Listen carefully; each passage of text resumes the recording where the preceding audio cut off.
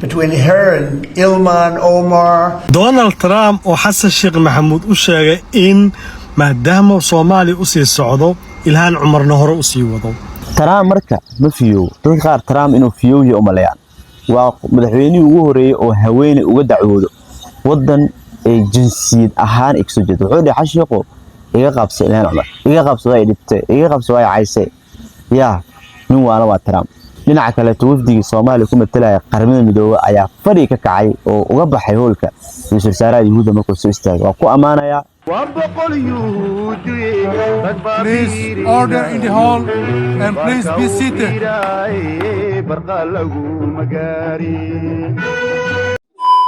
Assalamu alaykum warahmatullahi wabarakatuh ala qaari soo dhawaad waxaan kala gelinayaa buuqa qaylada meel inta makaanika ku yaalo gurigi ma aha qolkii oo shift ah ma aha taas waxay muujinaysaa marka aan inaa meel walba joogo aan jeclahay inaa reactionka idinka soo gudbisaan qanciyo ugu horeeyba muuqaalka noo like garajana subscribe saar commenting fikirkaaga muuqaalka waxaan ku eegi doonaa ninkii Trump ahaa ayaa arrin mucjisa asabi wallahi billahi Trump fiyo Trump waa waalay Trump ayaa madaxweynaha Soomaaliya wuxuu ugu dacwooday Ilhan Umar wuxuu dhahay niyow iga qabso Ilhan Umar xashiiqo madaxweynaha Soomaaliya wuxuu dhahay maxaa dhacay Ilhan Umar dacwo ka ahay way dhibtay way caysaa waxa bay ugu tilmaamtaa iga qabso xashiiq wuxuu dhahay niyow Ilhan wadanka xilwaanad ka taa yaa aan maxaa ka qaban karaa adma kale xad si saxda xashiiq uu jawaab inkastoo warbaahinta soo bandhigay Trump marka waa waalaya qof dhan oo madaxweynaha wadankiisa gabadhii xilwaan ka dacwoonay Trump aqliga ma fadhiyo Trump markuu Soomaaliya caayo wallahi ana uma jawaab waa ku qoslaalay maxaa yeelay qof waalan oo ku soo caayay ma loo jawaabi karo Trump markuu waa waalaya madaxweynaha Soomaaliya u tagay wuxuu dhahay niyow ku soo dhawow yaa mana kula kulmaa ilaa Ilhan ma iga cishto xitaa kulankii Xasan Sheikh iyo Trump waa la baaji Trump wuxuu shardi uga dhigay in Ilhan ma laga cishto Between her and Ilhan, Omar, and the group. You know, I met the head of Somalia. Did you know that? And I suggested that maybe he'd like to take her back. And he said, I don't want her. Okay, what else? marka Ilhan Umar laga cishto kadib inuu xashar la kulmay marka taas waxay noo cadeynaa Trump Ilhan guuleystay Trump waa lagu guuleystay fulayga laga fuleystay dhinaca kale wafdiga Soomaaliya ku metelaya qaramada midoobay ayaa fadhi ka kacay oo hoolka iskaga baxay markii Wasaaraha Yuhuudda uu soo istaagay ka bixin hoolkii oo ku amaanaya taas geesinimo way muuqaalka kale daawbal geesinimo way Wasaaraha Yuhuudda qodobkiisa adeegsan kara ummadda dhan waa kacday Please order in the hall and please be seated.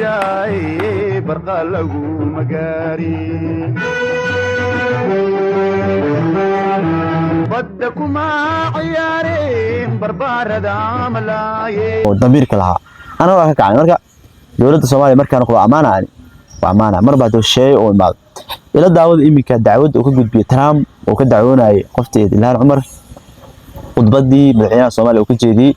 قرمنا مدوبي مقالة جدا بحكي على الكاسي مركا دمستين دعوة خير كلمتين مقال كان وحكدها Donald Trump oo Xasan Sheikh Maxamuud u sheegay in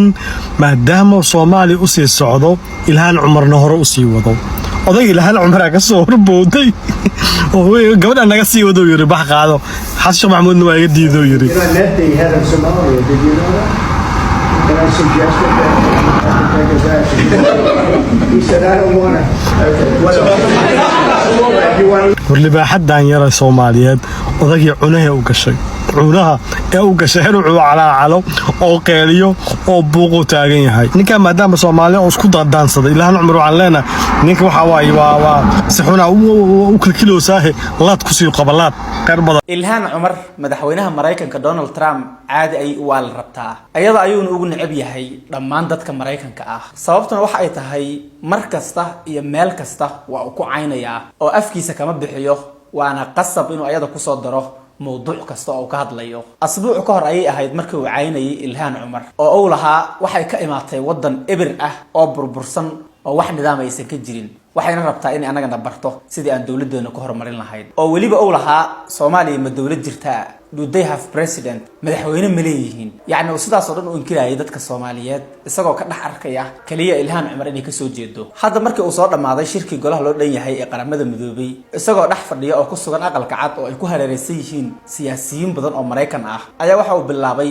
inuu Ilhan Cumar raacayo isagoo ku tilmaamay inay tahay the lowest IQ oo uu leeyahay waa qofta ugu caqliga xun ama ugu IQ-ga yar ee aan ku haysano Congress-ka waxa kale oo sii raacinaya waxaan is aragnay madaxweynihii Soomaaliya waxaana ka codsaday inuu horay u sii kaxaysto oo uu Soomaaliya la aado Ilhan Cumar isaguna madaxweynaha Soomaaliya waxa uu ugu yiri ma rabno ma doonayno inaan wadano yacni wuxuu leeyahay waa qof la nacay oo xitaa waxaa diidaya madaxweynihii Soomaaliya oo diidan in wadankiisa ay kala shaqeyso sida ay anaga nolol shaqeynaysaa camal waana sheeko been ah oo isagoo meesha uu ku alifay wax ka jirana ma leh midda kale ninkan isaga iyo dhagihiisu isma maqlaan asbuuc ka hor waxa uu lahaa Soomaaliya ma leeyihiin madaxweyne oo dawlad ma ka jirtaa haddana waxa uu leeyahay madaxweynaha Soomaaliya ayaan kulanay waxaana ka codsaday inuu Ilhan Cumar horay u sii kaxaysto waana uu iga diiday halkee ay iska qabanaysaa shalay waa uu inkirayay maantana waxa uu leeyahay madaxweynahoodii ayaan is arag waxa hadalladaas ka keenaya ninkaana waa nacayb oo Ilhan Cumar u qabo iyo sidoo kale xaqiraad caadi ah adduunka dhan ayuuna ninkaan sidaas ugu ciyaaraa oo waxa uu ku hadlaa wixii uu doono mana ka fiiriyo waxaan ma saameyn siyaasadeed ay ku keenayaan waana saaqid caadi ah oo madaxweyne laga dhigay walaa wax maqli jiray Donald Trump waji uu leeyahay ma jirto wuxuu arkay madaxweynihii Soomaaliya Mareykanka ku kulmeen markay ku kulmeen ayuu wuxuu ku dhahay Ilhan Cumar waa taqaana oo qofta Congress-ka ku jirta Mareykanka qoftaas inay maskaxiyan tahay ma uu ogsoon tahay xaashim waxa la yiraahdaa uu ka gaabsaday wuxuu yiraahday ani halkaas maaragtay gabadhaas maskaxiyan tahay waxaan ma ogi ni wixii hal wax baan ka codsanaya xaashim maxamuud soo Soomaaliya hadda uma noqonayso wadankaaga qoftaas hore iga sii kaxay diyaaradda ku sii qaad wadankaaga ka deji wuxuu yiri xaashim maxamuud wuxuu iska soo gooyay ma rabnaba adiga kula joogto ma rabnaba hatta daarto maartay aroos iyo guurani ka dhaxdhaco ma rabno intay ka degto Soomaaliya gabadhaas inta Mareykanka laga kaxay Soomaaliya laga dejinayo Donald Trump adiga kula joogaysaa odayga Donald Trump hada idaacadu soo horfariistay xaashim maxamuud baa ku dhahay waa diiday gabadheenu sii kaxaysto hadee Donald Trump soo kaaga yeelina qoftaas Congress-ka nagu jirta wallahi san bixay ma السلام عليكم أصحابتي سو دوادا شالay gelinkii dambe madaxweyne Trump oo aqalka Oval Office-ka wareegtooyin ku saxiixayay ayaa markuu wareegtooyinkii saxiixay waxay warbaahinta ay weydiiyeen dhowr su'aalood marka waxa laga soo dhax calaameeyay isagoo dhahaya Ilhan Cumar waxaan la kulmay wafdiga dawladda Soomaaliya ka socdo shirka golaha guud ee qaramada midoobay ka qayb galaya shirkii 8aad marka waxaan ku iri wafdiga Soomaaliya ka socday Ilhan Cumar horay u wata iyaguna waxay yiraahdeen ma rabno marka hore arintu sidee ku timid horta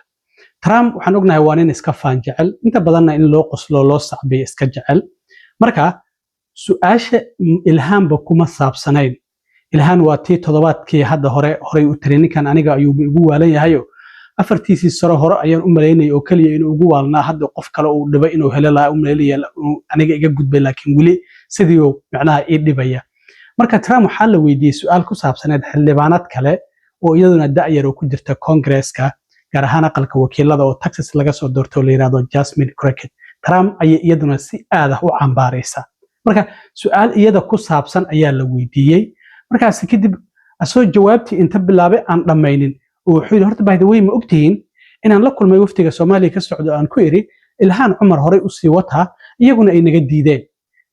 marka sida muuqata Ilhan maba ahayn ba su'aasha la weydiiyay isaga ayaa ku soo dhax tuurtay maadaama Jasmine Crockett gabadhaas la yiraahdo oo isagana aad u cambaaraysa waxa uu yiri labadooduba waa dad maangaabyaal ah ayuu yiri marka Trump waxa la arkay xubnaha golaha wasiirada oo gadaal ka taagnaa sida taliyaha FBI-da wasiirka cadaaladda madaxweyne ku-xigeenka oo qoslaya markuu yiri waxaan ku yiri Ilhan naga wata sida darteed waa naga diideen marka hadalku horta sidaas uu ku yimid Ilhan dhanba kuma saabsanayn ninkan isaga ayaa Ilhan iska jecel inuu caayo iyo waliba Soomaaliya caayo sidoo hadda todobaadkii hore sameeyo oo kale laakiin ma u maleynay xitaa inuu madaxda Soomaaliya la kulmay waxaan eegay website-ka dawladda Soomaaliya ay leedahay gaar ahaan page-ka ay ku leedahay Facebook ee Villa Soomaaliya iyo Radio Muqdisho aniga ma ka muuqdaan wax sawirra oo la xiriira in waftiga madaxweynaha iyo Trump ay wada kulmeen waxa ku jirta inuu maanta la kulmay xogayaha guud ee qaramada midoobay madaxweynaha sida sawirkan ka aragtaan wafti kale oo Kuwait ka socday inuu la kulmay sida sawirkan aad ka aragtaan shirka golaha guud markuu fadhiyay oo Soomaaliya ay ku hor qorantaa sida aragtaan markii khudbadda uu jeedinayay shalay laakiin kuma jirtaba wax sawiraa haddii Trump uu la kulmay ama mas'uuliyiin ka tirsan dowladda Mareykanka uu la kulmay filla Soomaaliya page Facebook ay ku leedahay waa la soo gelin lahaa website-kooda la soo gelin lahaa telefishinka qaranka laga sheegi lahaa meel fara badan laga sheegi lahaa marka Trump waxay u muuqataaba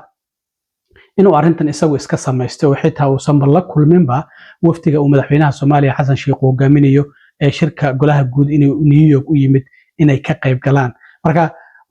sidii Ilhan ay sheegayso waaye uu isaga waalaya oo kaliya Ilhan inuu wax ka sheego ayuu iska jecel yahay laakiin ma muuqato inuu la kulmay waftiga dowladda Soomaaliya matalayo madaxweynuhu hogaaminaya ee shirkan u yimid arrintaasi kooban ayaan rabay inaad la socodsiibadaha hadalkii koobnaa ee shalay Ilhan uu dhahayay waftiga dowladda Soomaaliya la kulmo Ilhan naga wataan iri bal wax yar la daawado Ilhan, Omar, and the group. You know, I met the head of Somalia. Did you know that? And I suggested that maybe he'd like to take her back, and he.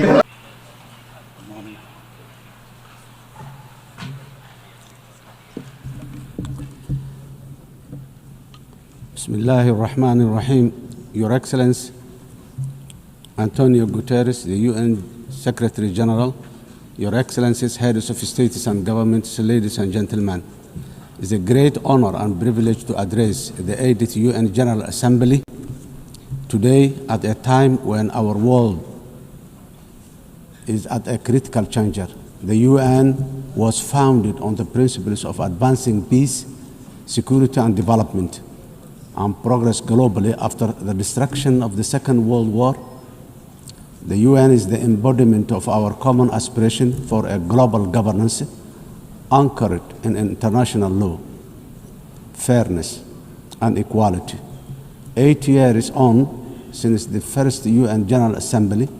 we should have already been better together, not seeking to justify why we can't be better together today. Global challenges across the world, people, and indeed humanity as a whole, is challenged with existential obstacles and threats that we can resolve through dialogue, cooperation, unity, and shared purpose. Yet, instead of seeking to strengthen existing and future partnerships and enhancing social solidarity to achieve this, we are in a world of adverse competition and increasing governance uncertainty, where we once strived to ask what's right under the international law. Today, we are witnessing the unapologetic rise of national might to settle disputes. This is a truly dark and dangerous path that threatens the hard-won, rules-based international order we collectively agreed on as UN member states. Excellencies, ladies and gentlemen, while we should be focused strategically on accomplishing the Sustainable Development Goals and leaving no one behind by 2030, the number of fragile states and populations living in poverty is increasing globally. Over 30 member states of the UN today, including my country, Somalia, are classified as a fragile, conflict-affected because of both conflict and social and institutional fragility. When you add the vulnerability stemming from climate change, this number is frightening higher. In addition to this, urbanization is the rising at the fastest rate in the human history because of conflict, climate, and lack of economic opportunities in rural communities. Furthermore, food insecurity remains a persistent, deadly challenge affecting billions. According to the World Food Programme, 319 million people are facing acute hunger in 67 countries today. These stark and startling facts must give us all pause for reflection and thought. If we as a community of nations are serious about achieving common progress and prosperity for all, as envisioned in the Sustainable Development Goals, we must redouble efforts to strengthen multilateralism, solidarity, and shared action for all our people and planet. Excellencies, ladies and gentlemen, Somalia, as a broad non-member non-permanent member of the United Nations Security Council, is working tirelessly to promote the ideals and the values of peace, stability, and shared opportunities across the world. We are actively working with all Security Council members and the wider UN membership to find solutions for peace in the Middle East, Africa, and Europe. Somalia remains deeply concerned by the continued suffering of the Palestinian people. The ongoing violence, displacement, and deprivation faced in the occupied territories, including Gaza, demand our collective conscience and urgent action. We call for an immediate and lasting ceasefire, unhindered humanitarian access, and renewed commitment towards the two-state solution as the only viable path for a just and lasting peace in the Middle East today.